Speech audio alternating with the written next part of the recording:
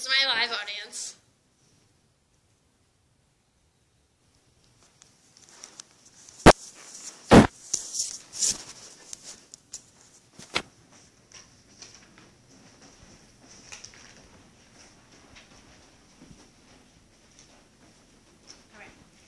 My name is Keelan Hare, and I'm doing my speech for effective speaking.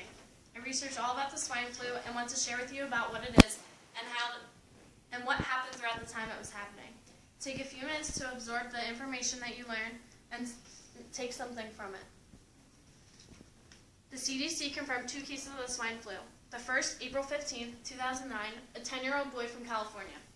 It was part of an independent study and was confirmed that the virus was new to humans. The second, just being 2 days later, was an 8-year-old, also in California. Researchers looked to see if they could find any connection between the two, but only saw that there was 130 miles between them. They realized the cases were very similar from any other influenza previously known.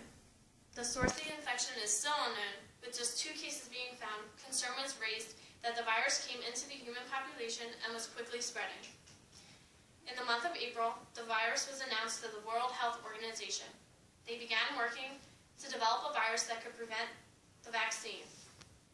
Samples submitted by Texas revealed 2 cases of the infections, with 2009 transferring the investigation into a multi-state outbreak. At the same time, the CDC was testing 14 samples from Mexico, some of which had been conducted before the ill patients in California. Results of 7 of the 14 samples were positive, and similar findings were reported from Canada. It has now become clear that cases were occurring in multiple countries.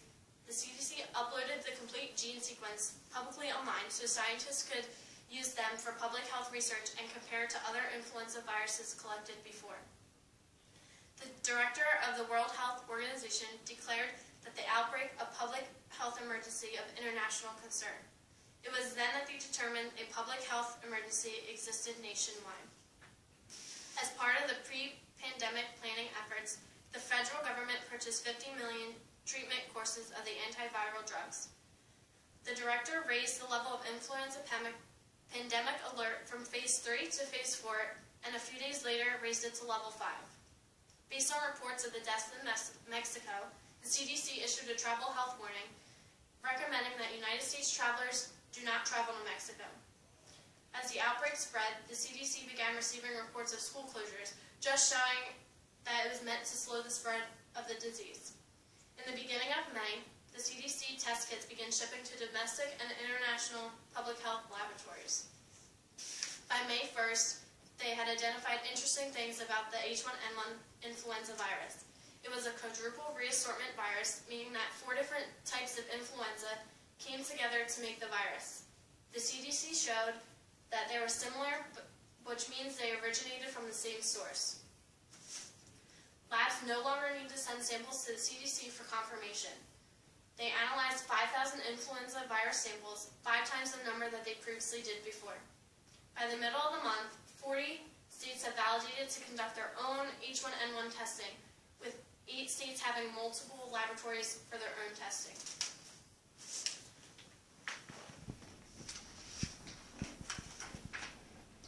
CDC shifted the report of confirmed cases to reporting both confirmed and probable causes of the H1N1.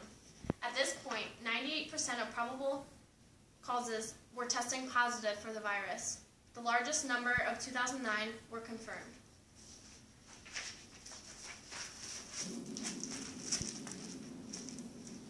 % of hospitalizations occurring during the time were among young children and young adults.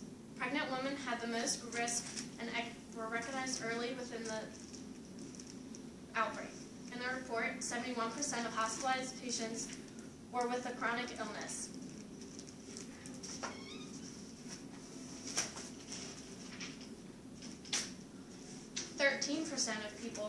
of hospitalizations occurred in people over the age of 50. When the vaccine was created, 74% of it went to the targeted groups. The initial target groups for the vaccination estimated to consist 159 million people, including pregnant women, people who live or care with an infant under the age of 6 months, and healthcare emergency medical personnel, infants 6 months through the age of 29, and adults 29 to 64 years of age were at higher risk of complications because of their chronic health disorders. The study found that the overall attack for the H1N1 resulted in children ages 5 to 14. The World Health Organization raised the worldwide pandemic level from phase 5 to phase 6.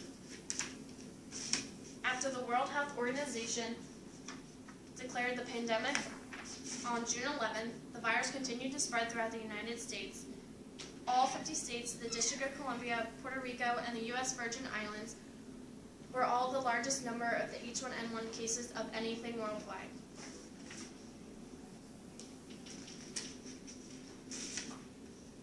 Now to date, people in the United States who became ill with the illness did not become seriously ill and did not require any hospitalization.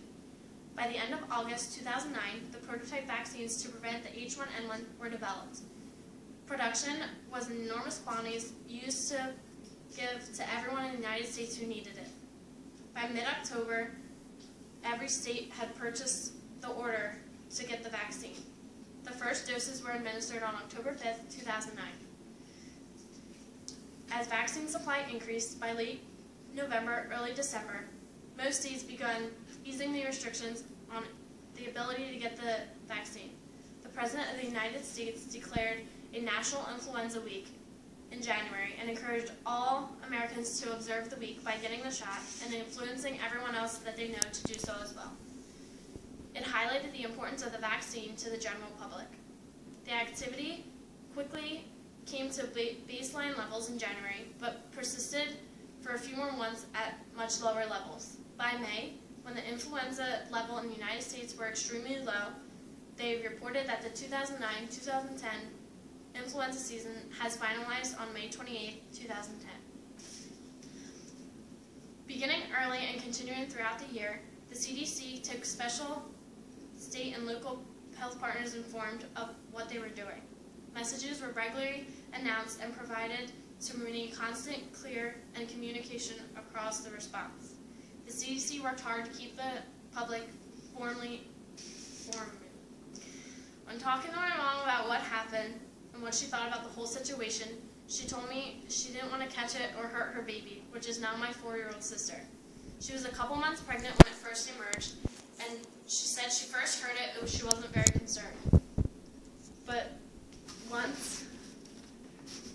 once she realized that she couldn't get it, she knew how to protect the baby. She thought it was funny watching the people wear masks on TV, and she watched it day after day, making herself laugh, but she realized that eventually it just saved their lives. She didn't know anyone personally that had the virus, but she watched all over as the United States started to get infected, and it began to spread, even into Pennsylvania. As soon as the vaccine became available, she was the first to receive it. The next people in line were the people in our house, because we all lived with someone under the age of 2. She felt the shot, and she remembers it hurt a lot. And after the pandemic was cleared, she felt a sense of relief come over her. She recalls the time as being fearful and very tense, not knowing what was to come, but only could hope for the best. Even though the flu season fell to a low, they required that people still get the flu shot because the virus could circulate early during the next flu season. Thank you for taking the time to listen and learn some interesting things. I hope that all of you are ready to what is to come in the future. Dealing with a worldwide pandemic can't be easy, but hey, we made it through one, right?